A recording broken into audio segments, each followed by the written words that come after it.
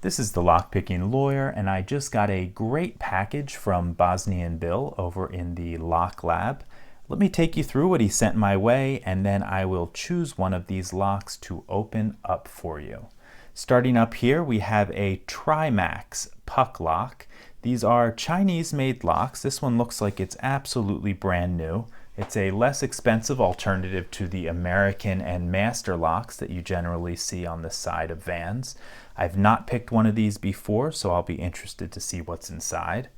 Then down here we have a Texas Gym Quick Set Challenge lock, and looks like really nice bidding on that key. Next one over is an Arrow mortise cylinder that actually whomever made this lock put some nice little engraving on here. I know I've seen this on Bill's channel, so I'll have to take a look and see who is the craftsman who put this one together. Next we have an American brand mortise cylinder. Clearly from those screws we can see that this has been altered. Next we have an 83 series core for an ABIS padlock. From how difficult this is to insert and remove, I'm guessing this is a challenge lock, though I have no idea whether it is or not. Next we have a small 6-pin Best small format interchangeable core lock, a vintage American brass padlock. This is a US lock made for a military contract. And speaking of locks made for military contracts, we have this 5200 that looks like it has seen better days. We'll take a look at that one. It'll be interesting to see both this 5200 and the 700 up here. American locks go through a metamorphosis when you put them out in the weather for a while. Those are locks that I can easily pick within easily 30 seconds when they're brand new, but put them out in the weather for a couple years and they turn into a 2-3 minute lock. So I'll be interested to see how I fare against these locks who have certainly been out in the weather for a while. Then we have a brass, beautiful weathered Yale, I think they're Series 800 padlocks, so I'm not sure exactly what the designation is.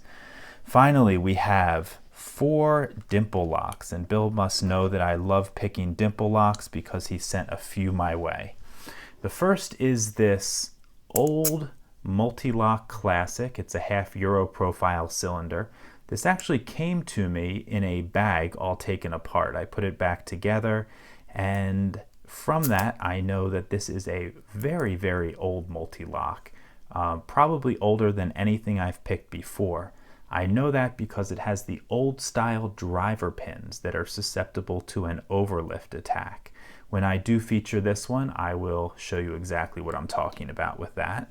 Then we have an MCM dimple lock, and I know I've seen this one on Bill's channel recently, and I'm anxious to give it a shot. Next, a Mul-T-Lock Interactive, a UL rated rim cylinder. And finally, an Iseo dimple lock, and I thought this might be an R8. I know I've picked R8s before, but at least that's what it looks like from the key, but the keyway is not one I'm familiar with, so I'll have to do some research on this to see what it is.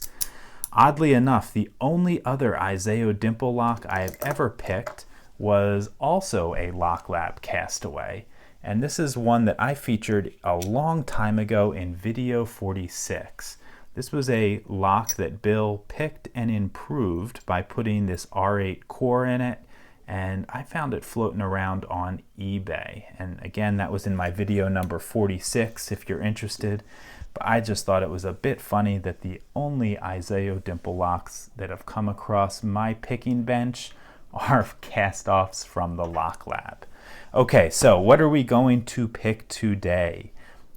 Well, you guys probably could have guessed that. You know I love Mul-T-Lock, so let's pick this Mul-T-Lock Interactive. It's a UL rated cylinder, which means it has some extra drill protection in there.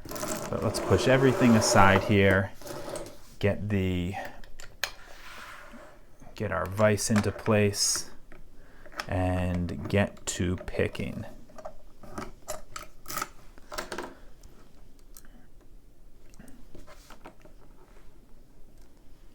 Okay, there we go. That looks all right. Let's see if I can adjust the view a little better. Okay, I think that'll do the trick. Okay, we're going to use a nice fat tension wrench in the side here and one of my Spooks dimple picks. Okay, let's start looking for binding outer pins. Okay, click out a 1. 2 is loose. 3 is loose. Click out a 4. Click out a 5 and a little bit of movement on the core. Okay, pulling back, I'm definitely stuck on something. I got some movement out of 4 when I did that. I'm stuck on 3. I got past it. Okay, let's start from the beginning again. Outer pin on 1 is loose. Outer pin on 2 is loose. Same on 3, 4. Okay, I hit 5 again. We got some movement on the core. Pulling back, I am stuck on the inner pin on number 4. I hit him and got a little movement on that. Let's go back to the beginning. Nothing on 1, inner or outer. 2, getting counter rotation on the outer pin. Got him set. Nothing on 3, 4, or 5. Back to 1. Let's see, 2. Okay, 2 counter rotation on that. I thought I set him last time through, but I must not have. Nothing on 3, 4. Okay, I hit 4, went into a nice deep false set. Probably just have inner driver pins left. Got one on 3, nothing on 4 or 5. Back to 1, nothing there. 2, 3 again, and we got the lock open. Okay, let's take this guy apart and see what's inside. I'm probably going to relock this because I do have the key for it. That'll probably make gutting it just a little bit cleaner.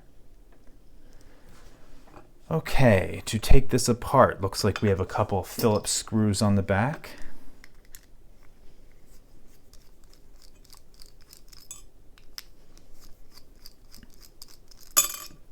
Okay, I think all we need now is a key and the follower, and we should be able to get this apart.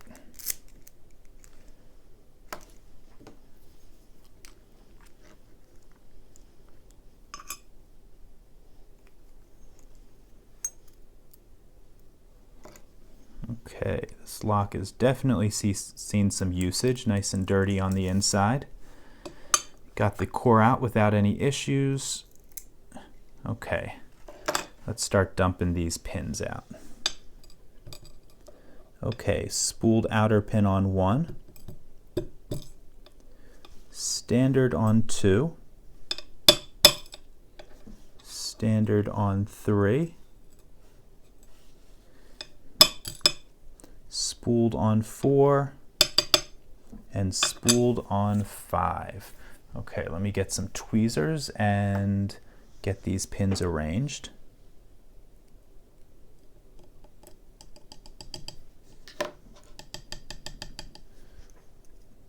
Okay, so they're a little bit gunked up, so they're giving me some issues coming apart. Just take me a moment.